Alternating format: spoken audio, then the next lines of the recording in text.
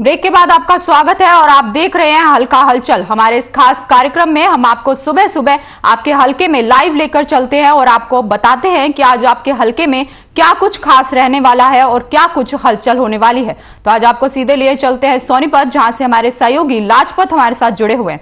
लाजपत, आपसे जानना चाहूंगी कि आज सोनीपत में क्या कुछ खास रहने वाला है और साथ ही क्या कुछ राजनीतिक कार्यक्रम होने वाले हैं। बिल्कुल हिमानी, देखिए लगातार जिला सोनीपत जो दिल्ली यूपी के नजदीक है और लगातार जैसे अभी जो पंचायती जो चुनाव है वो समापन हो चुके हैं, गांव ने और सरकार ने मोहर लग चुकी है, सरपंच और पंचों को जिम्मेवारी सौंपी गई है। अब लगता है कहीं ना कहीं जो देश में जो हरियाणा की खास बात करें तो जो लोगों की मूलभूत सुविधाएं थी, जो समस्याएं थी, वो जो छोटी मोटी समस्याओं को लेकर घूमते थे, उन पर कहीं ना कहीं अब मोहर लगेगी। अब कहीं ना कहीं विकास की गति तेज होगी, क्योंकि पंच सरपंचों को जो जिम्मेवारी गांव ने दी थी और सरकार ने दी थी वो पूर्ण हो चुकी है।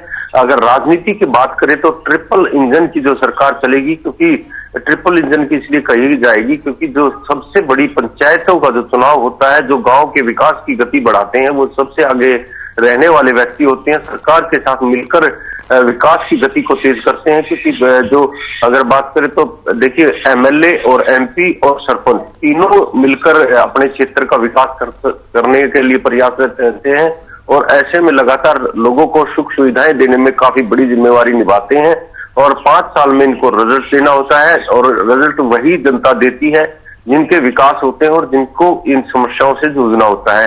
काफी लंबे समय के बाद जो है पंचायती चुनाव हुए हैं और उस पंचायती चुनाव के बाद जैसे गांव के हासिल की बात करें, जो गंदगी के ढेर होते हैं, जो गंदगी काफी लंबे समय से पड़ी रहती है, वो कहीं ना कहीं सरकार उसकी जिम्मेवारी तो निभाती है, लेकिन हमारी हर खबर की टीम की तरफ से एक जरूर अपील है लोगों से कि खुद जब तक जागरूक नहीं होंगे तब तक कोई भी देश आगे नहीं जाता। तो हमारी जरूर अपील है कि खुद जागरूक हो, गंदगी को ना फैलाएं, जो जरूरी जो चीजें होती हैं उनका इस्तेमाल जरूर की चीजों से करें, क्योंकि जैसे खाने पीने की जैसी चीजें ऐसी होती है जो पशु भी खाते हैं, जीव जंतु भी खाते हैं, उनको उसी तरीके से यूज करें। तो पॉलीथीन में जैसे लगातार खाने पीने की चीजें फेंक देते हैं जिससे जीव जंतुओं की भी मृत्यु होती है, पाप के विभागी होते हैं और पॉलीथीन पर पूर्ण तरीके से सरकार ने भी रोक लगाई है, लेकिन जो माफिया है वो कहीं ना कहीं इसका फायदा उठा रहे हैं और दुकानों पे भी आज लगातार पॉलीथीन का इस्तेमाल किया जा रहा है। पॉलीथीन की वजह से आज पूरा भारत इस बात को लेकर जरूर परेशान है कि गंदगियों का जो ढेर है वो पॉलीथीन की वजह से ज्यादातर दिखाई देता है। जी मानिए लाजपत, आपसे ये भी जानना चाहेंगे कि जिस तरह से ठंड बढ़ रही है, ऐसे में प्रदेश में डेंगू के मामले बढ़ते जा रहे हैं, तो सोनीपत में कैसी स्थिति बनी हुई है? जी बिल्कुल हिमांशी, देखिए मैंने आपको बताया कि जब तक लोग खुद जागरूक नहीं होंगे और पंच और सरपंच और एमएलए और एमपी और स्वास्थ्य विभाग की टीम जब तक इन पर काम नहीं कर पाएगी, जब तक देश में काफी बड़ी दिक्कत रहेगी। डेंगू, मलेरिया, अनेक तरह की जो बीमारियां फैलती हैं वो गंदगी की वजह से फैलती हैं। इसीलिए हमने अपील भी की है लोगों से कि जो हर खबर टीम के तहते हैं उनसे ये अपील जरूर है कि खुद जागरूक होंगे तो हमारा भारत स्वस्थ होगा। जो देश के यशस्वी प्रधानमंत्री का भी सपना है, स्वस्थ भारत तभी बन पाएगा तब जब हम खुद लोग जागरूक होंगे, क्योंकि जागरूकता की ही जरूरत है, क्योंकि लोग खुद गंदगी ज्यादा तरफ लाते हैं और उसी की वजह से आज हम जो कोरोना की वजह भी लगातार दिखाई दे रही है, क्योंकि कोरोना अभी देश से गया नहीं है और जैसे मौसम करवट बदल रहा है और लगातार पोल्यूशन का भी प्रकोप दिखाई दे रहा है और पोल्यूशन की वजह से जो अस्थमा के, एलर्जी के, जो आंखों के पेशेंट हैं उनको काफी बड़ी दिक्कत हो रही है। जी लाजपत, अगर बात करें एमबीबीएस स्टूडेंट्स की, तो प्रदेश भर में एमबीबीएस स्टूडेंट्स अपना प्रदर्शन कर रहे हैं। हालांकि आरडी ने अपनी हड़ताल वापस ले ली है, लेकिन अगर बात करें प्रदर्शन की तो अभी तक कुछ स्टूडेंट्स का प्रदर्शन जारी है। ऐसे में सोनीपत में क्या कुछ स्थिति बनी हुई है, क्या आसार नजर आ रहे हैं, कब तक स्टूडेंट्स अपनी हड़ताल खत्म कर देंगे? जी बिल्कुल, देखिए जैसे हमने पीछे भी बताया था और आज भी बता दूं कि जो खींचातानी होती है वो ज्यादा जबरदस्त हो जाती है तो उसमें नुकसान बनता है। इसीलिए शासन और प्रशासन को बातचीत करनी चाहिए। सरकार की भी 3 बार बात हो चुकी है, तो लगातार जो है कुछ छात्राओं को भी समझना चाहिए, सरकार को भी समझना चाहिए, क्योंकि देखिए इस भारत में सिर्फ 3 चीजें हैं, शिक्षा और स्वास्थ्य और कानून। अगर ये तीनों पैनल में आ जाए तो कहीं ना कहीं हमें काफी बड़ा एक बहुत बड़ी एक सौगात मिलेगी, क्योंकि जैसे शिक्षा सबसे जरूरी है, लेकिन आज अगर बात करें तो शिक्षा के नाम पर लोग जो लूट रहे हैं, जैसे अभी ये एमबीबीएस छात्राओं का नाम ले लें तो काफी बड़ी इनको भी फीस वसूली जो देखने को मिलती है। प्राइवेट जो है वो काफी मोटी फीस लेते हैं और उसका खामियाजा कहीं ना कहीं आम आदमी को भी भुगतना होता है। लाजपत, अगर बात करें जेजेपी का स्थापना दिवस है 9 दिसंबर को, तो ऐसे में प्रदेश भर में रैलियों का आयोजन किया जाएगा। सोनीपत में क्या कुछ इंतजाम करे गए हैं जेजेपी के कार्यकर्ताओं के द्वारा और क्या सोनीपत में रैलियां होंगी?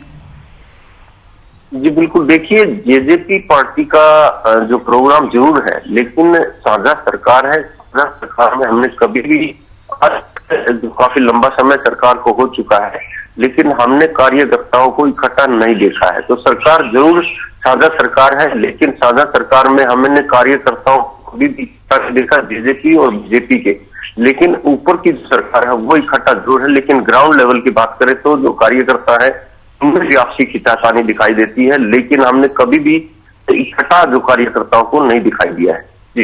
जी बिल्कुल, आपसे ये भी जानना चाहूंगी कि जैसे कि ठंड बढ़ती जा रही है तो प्रशासन की तरफ से क्या कुछ इंतजाम करे गए हैं? रैन बसेरों के लिए क्या कुछ व्यवस्थाएं की गई है?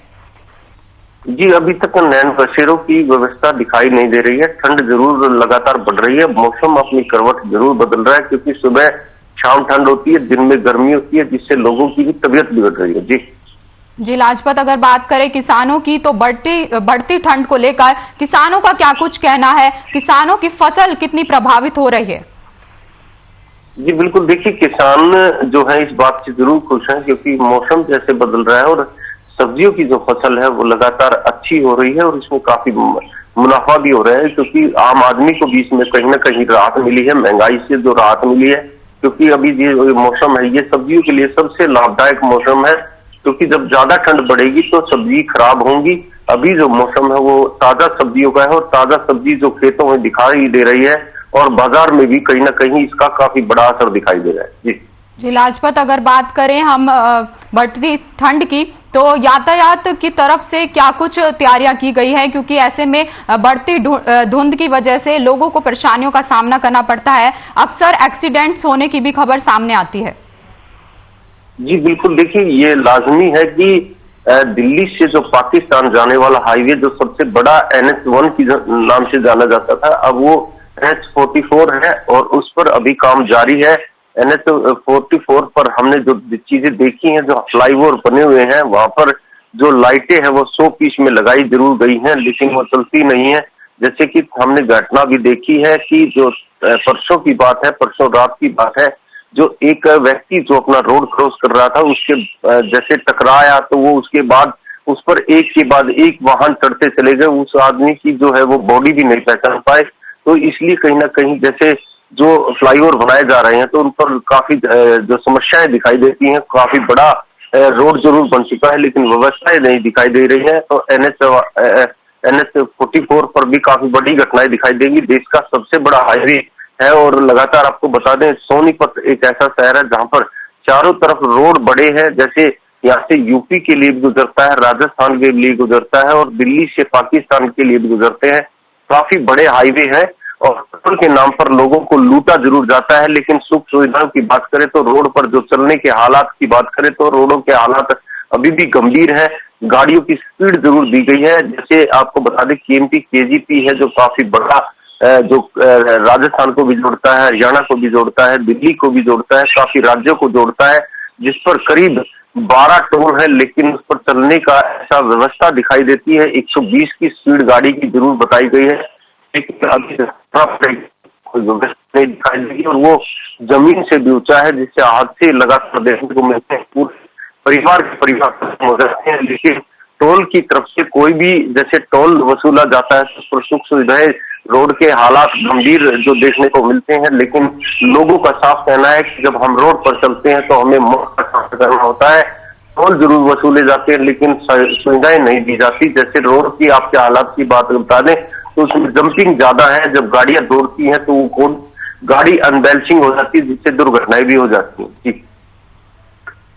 जी बिल्कुल लाजपत, आपका बहुत बहुत धन्यवाद हमारे साथ जुड़ने के लिए और साथ ही तमाम जानकारी हमारे साथ साझा करने के लिए। फिलहाल हल्का हलचल में इतना ही, मुझे दीजिए इजाजत, नमस्कार।